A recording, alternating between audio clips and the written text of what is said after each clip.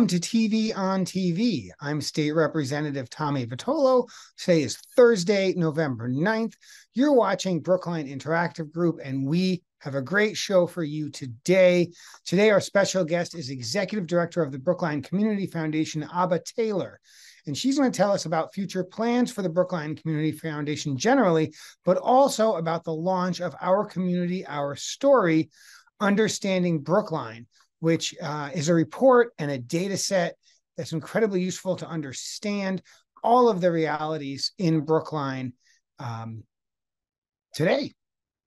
But first, before we get to the interview pre-recorded earlier this week, the news. And we'll start with the United States. The United States government is headed for a shutdown again. There are currently several proposals in both the House and the Senate, none of which appear to have a path forward. Reproductive rights won across the country in elections on Tuesday. Ohio voters backed a constitutional amendment guaranteeing abortion rights. Voters in Virginia voted for Democrats to control both legislative branches after the Republican governor said he would ban abortion with the GOP legislature. The Union Auto Workers, UAW, have reached agreements with the big three automakers. The agreements include a 25% general pay increase, increased retirement benefits, and more paid leave. The Massachusetts House of Representatives voted on a supplemental budget yesterday that includes additional funding for the shelter system and several collectively bargained contracts for state workers. And by several, I mean nearly 100. Governor Healy announced $5 million in grants for temporary housing to people experiencing homelessness. These grants are to create spaces for people recovering from hospital visits. The state is overhauling its process to grant clemency, pardons, and commutations. New guidelines were recently released, which will allow the governor to consider racial disparities, sexual identity, and a person's age when they were convicted of a crime when making a decision. Brookline police arrested a third man in connection with a July home invasion. He was arraigned on Wednesday and is being held without bail pending a dangerousness hearing. The town of Brookline will host its Veterans Day program this weekend, Saturday the 11th at 11 a.m. at the Brookline World War Monument outside Town Hall. Brookline's tobacco-free generation law is facing a challenge in Massachusetts' highest court. The law prohibits the sale of tobacco products to anyone born after January 1, 2000. Oral arguments began on Monday, November 6th. Folks, that's the news. I want you to stay tuned because we have a great interview with our very own Abba Taylor, the Brookline Community Foundation Executive Director. We'll see you on the flip side.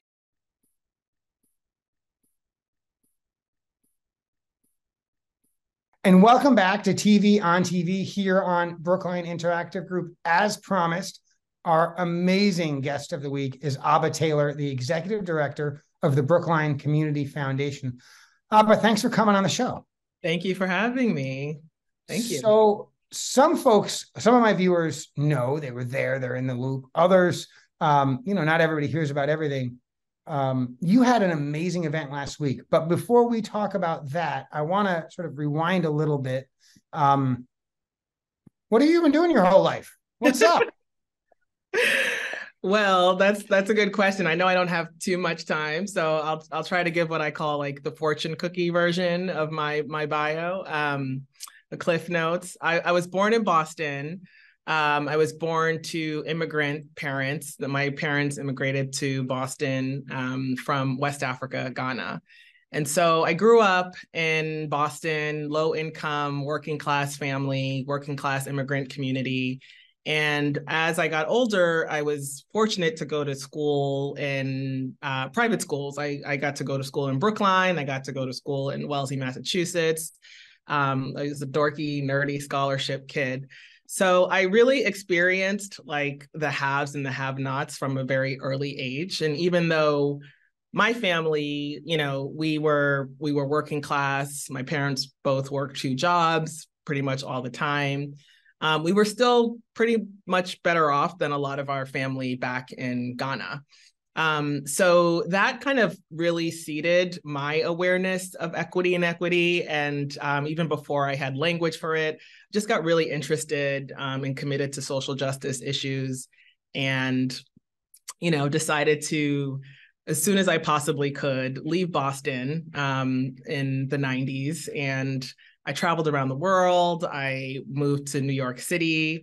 I was doing lots of different social justice work and philanthropy, and with immigrants, with women's rights, LGBTQI rights, doing all of that before coming back to Boston about 8 years ago and continuing to do that work in the area, working as a consultant.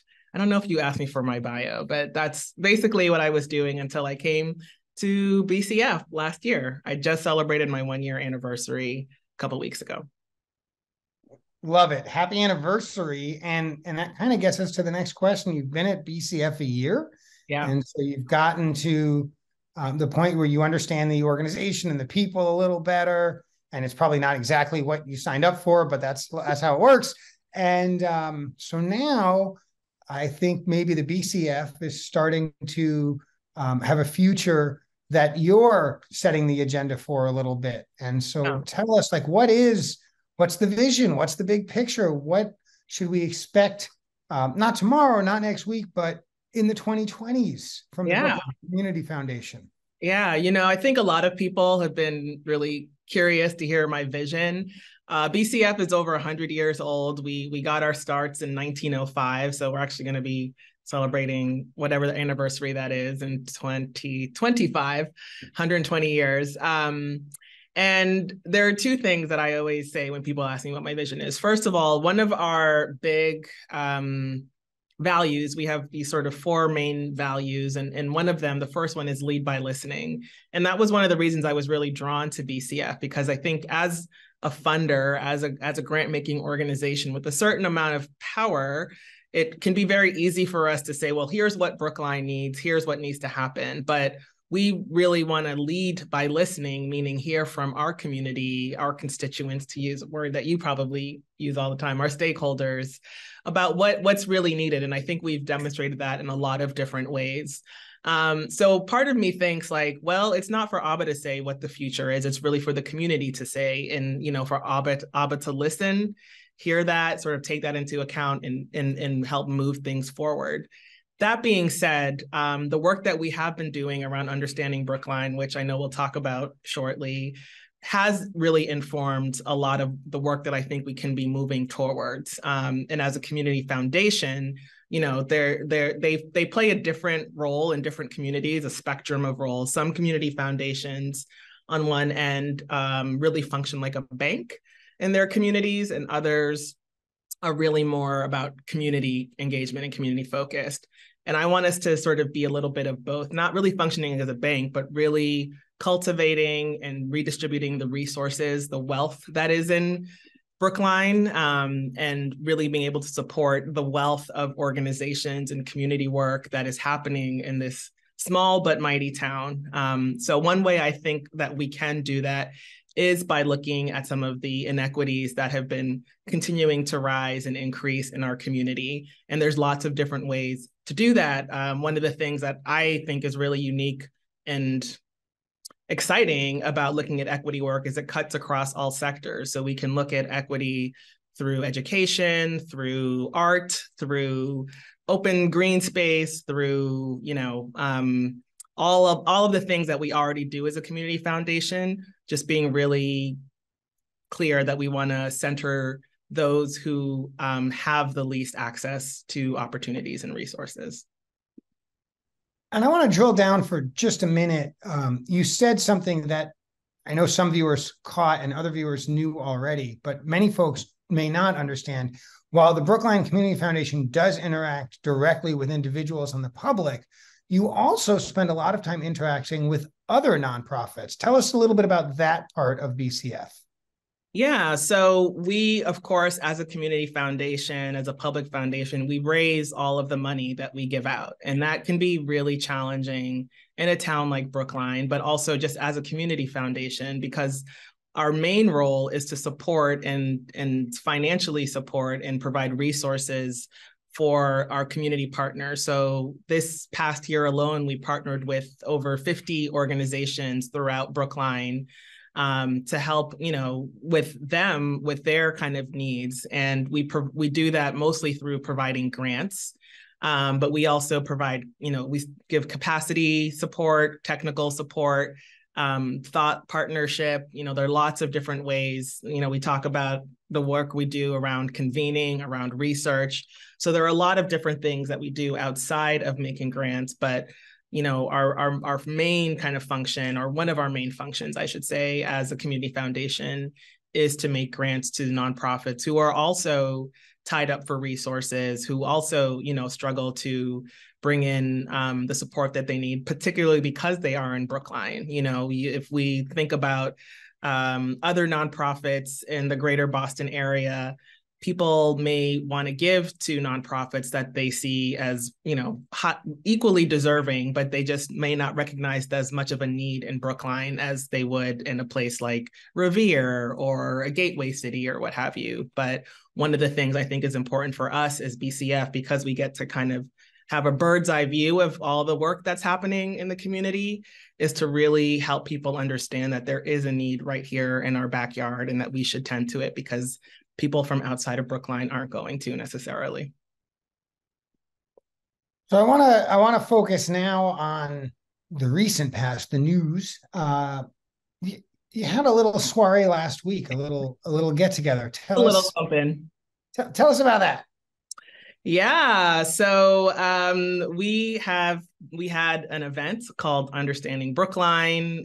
It was kind of the launch event of not only our latest research work, also called Understanding Brookline, that was started in 2014. And in that time, Linda Olsen-Pelkey, organized a report that really reflected like what's happening in Brookline, what are the realities. And in 2014, the big headline from that report was that Brookline had 13% poverty. And this was news to some, not so much news to others. But the reality was like, yeah, there's poverty in this amazing town, and what are we going to do about it? And that launched a series of other reports, including like a deeper dive looking at poverty in Brookline, some out of school time reports, what have you. So fast forward, we used the same method, which was really looking at census data, to come out with our latest report, Understanding Brookline report. And we launched that, we produced that and got that out in the world in the spring. But now, in addition to just a report that can be read and accessed on our website, we also have a database, and this is an indicators database. It has 50 different indicators that we're using to really analyze and look at like what's happening in our community, what are the trends, what are things that we see changing, and how do we want to kind of address this? There's a famous James Baldwin quote that I use very liberally, which is, not everything that is faced can be changed, but nothing can be changed until it is faced. And so this is an opportunity for us to face the realities of Brookline and see what we can do. And by we, I don't just mean BCF, but I mean our collective community. So that event was, that we had on Thursday was a launch of that. And it was really exciting. We had like over 260 people registered. We had 80 people on our wait list. Unfortunately, we just had limited capacity in the space. It was held at the Florida Ruffin Ridley School. I can never pronounce that name correctly, FRR. And it was really great. So we got to sort of have a guest speaker who used to live in the Brookline Housing Authority and has since bought a house through some really great programming that we supported. We had a demo of the website, of our new indicators database website, and then we had this really great panel discussion. And unfortunately, it was just all a little too short. I wish we had more time, but I'm thinking through how we might extend some of those conversations and go deeper. Well, it was a great panel, and it's hard when you've got a half a dozen, great folks in the front of the room, to sort of dice through it. But tell us a little more about the panel and some of the themes and some of the folks on the panel. This way, folks, next time the waiting list will be even longer. we'll get a bigger space. We wanted to have it in a, somewhere local in Brookline. And so there was a trade-off. But our indicators database is kind of, like I said, there are about 50 indicators, but they're broken up into mostly 6 major key themes. And those are community, economic equity and justice, education, essential needs, health, and racial equity. So when I was putting this panel together over the summer, I wanted each panelist to be able to speak to one of those key indicators. So we had Malcolm Cawthorn, who is the Metco director of Brookline, and also a Brookline resident and has been for a long time, to kind of speak to the community key area. We had former Boston Mayor Kim Janey, who now runs an organization called Economic Mobility Pathways, EMPATH. And she was, asked to speak around our economic equity and justice work. Education, we had the superintendent of Brookline Public Schools, Dr. Linus Guillory. What else? Essential needs, which kind of covers a lot, but we asked the executive director of the Brookline CDC to come speak, Bob Van Meter. For health, we had none other than Chris Chaniel-Suckett, who's just an amazing individual and also happens to be the president of the American Public Health Association. And for racial equity, we had Raul Fernandez, who was the chair, part of the Brookline for Racial Justice and Education Board. But I found out that night that now he is the new interim executive director. So all 6 amazing panelists coming together and talking about these different issues that we've surfaced through both the report and through the database.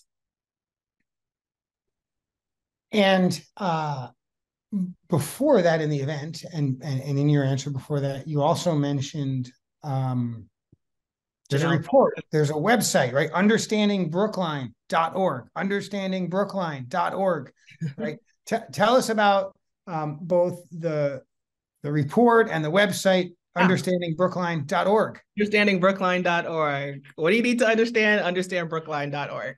Understanding Brookline. So like I said, this is kind of the headline of our initiative that started in 2014.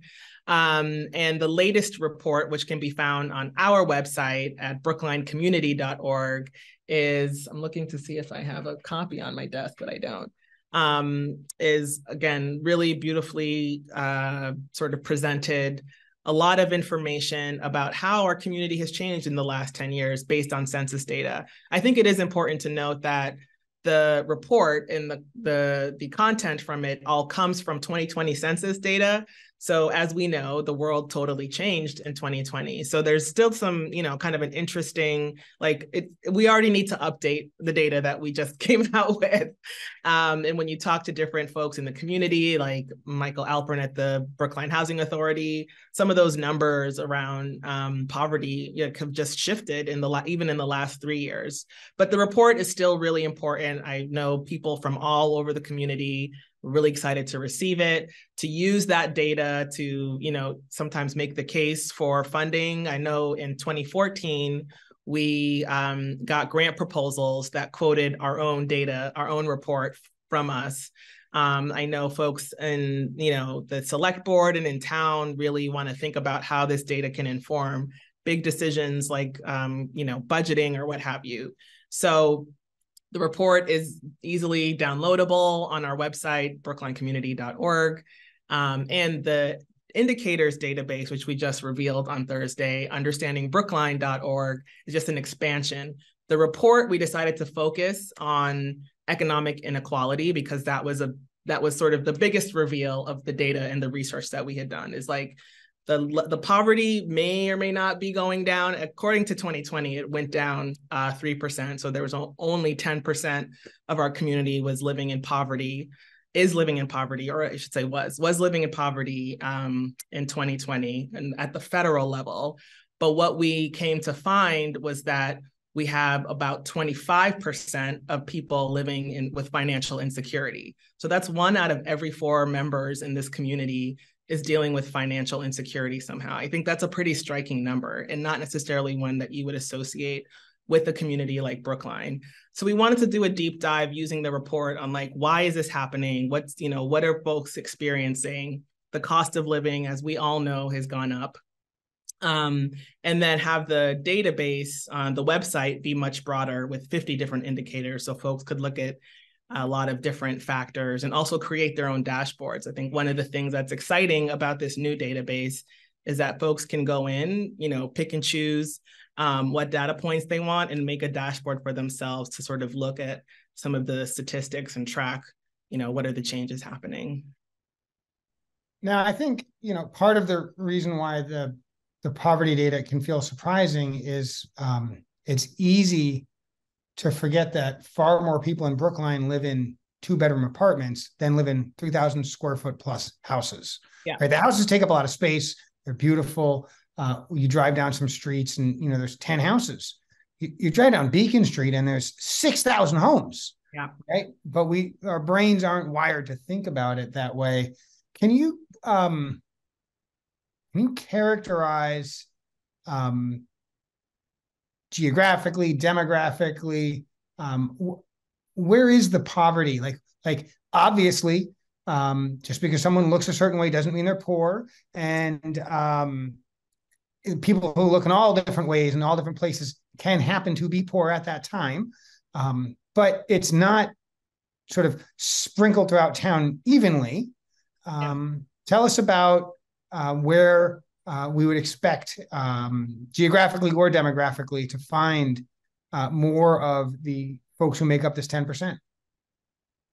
10%. And again, I think the federal poverty level. So for instance, for a family of 3, and that may be one adult, one, person bringing in income and 2 children, a family of 3, the federal poverty level for that in 2020 was an annual income of $21,000 or $24,000. So that's already extremely low, right?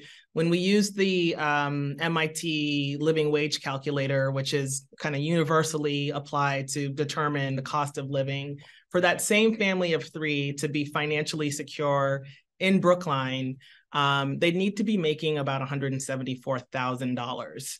So the poverty, is really extreme. And what we know is there are a lot of people, a lot of families of 3, just as that example, who may be above the poverty level, maybe bringing in more than 25,000, definitely not making 174,000, right? And so those folks I think it's also important to really pay attention to the needs and realities of those folks. But I do appreciate your question, because I think what's so important is to recognize that there are a lot of services being offered to families, but they're being offered very discreetly. So people might not always be aware of all of the challenges that, we are as a community dealing with. You and I were just at the gala on Saturday for the Brookline Food Pantry.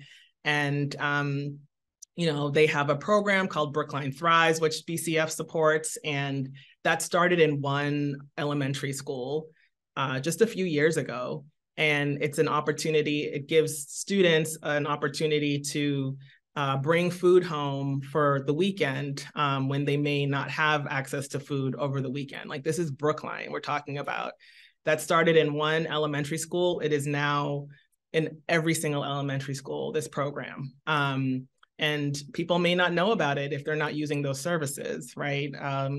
We were told that many people, there are 600 families that of all 600 families and individuals, all races, kind of racial demographics, using the services at the food pantry every week. And at 600 families, I mean, that's a lot for the size of Brookline. And now they've decided, for the dignity and integrity of those folks, that they're not going to stand in line outside on the sidewalk anymore, but they're going to be moved into the actual church while they're waiting for their food. So again, that visibility of the problem is now gone away, but the problem itself is still there. I think we can see a lot of, low income and poverty in some of the BHA housing, but not all of it. BHA housing is very much what the people who are in there are very much, there's a correlation between how much people make and how much they actually pay. There are a lot of seniors. Our report shows that about 1 in 10 seniors are experiencing poverty at the federal level. And I think that number, again, gets much higher when you think about economic insecurity. And a lot of people sometimes say, well, there's a lot of youth, the young people, students in Brookline, and that is true, but they don't account for a significant enough number. And we made sure to tend to that. But there are definitely young people. I think I told you this once upon a time, but in September, there was a group of people that were trying to address the fact that we have 50 homeless students in Brookline, and like just unhoused students, and trying to sort of figure out how to take care of them, how to get them back to school supplies, all of those things. So again, the reality can be a lot more discrete, and it's not like it's all concentrated in one part of Brookline or one specific demographic. Like I said, there's poverty across all races, all ages, all kinds of family structures. But it's there. It's very much there. And I think it's, the responsibility of us, the people in Brookline, to recognize what's happening, to understand brookline.com.org, and to really help shift that a little bit in whatever way we can. Abba, I'm really grateful you spent some time with us here on Brookline Interactive Group today. I know that every minute you spend with us, you're not doing the good work you're doing. So we're not going to keep you beyond our agreed upon time. And I'm really, really grateful that you are doing this important work. And I'm speaking for 63,000 people, plus or minus. When I say that, it's Brookline Community Foundation has, going back to the days of the Brookline Friendly Society, been such an important partner in Brookline, and we're grateful for it. So thank you, Abba, for all of the work you do. Thank you for coming on the show. Thank you for putting out understandingbrookline.org. And one last thing, Yes. You guys don't have a money tree in the backyard, do you? We don't. I wish we did. Don't. No. So what I hear you saying is, if people give financial support to the Brookline Community Foundation, then the Brookline Community Foundation will be able to support the folks in Brookline who need those resources even more than you're doing today. I think I just heard you say that. You absolutely did hear me say that. I like to think of us as, like a catalyst, or like the money tree, right? If you water the Brookline Community Foundation, you're really watering so many organizations, so many other organizations that we partner with and support. So for some, it can be like one-stop shopping, kind of, give your support to Brookline, you're supporting a wide variety of organizations in the community. But yeah, we're another community foundation, completely dependent on the donations and support of our community, 100%. So we do partner with individuals who want to give back in that way. And we talk about investing. I like to talk about investing rather than, thinking about it as charity, because we're really investing in our community. Well, I hope folks will do just that. And I hope folks will tune in next week at 2:30 for another great episode of TV on TV. Thanks for watching, everybody. Thank you so much, Tommy. Appreciate being on.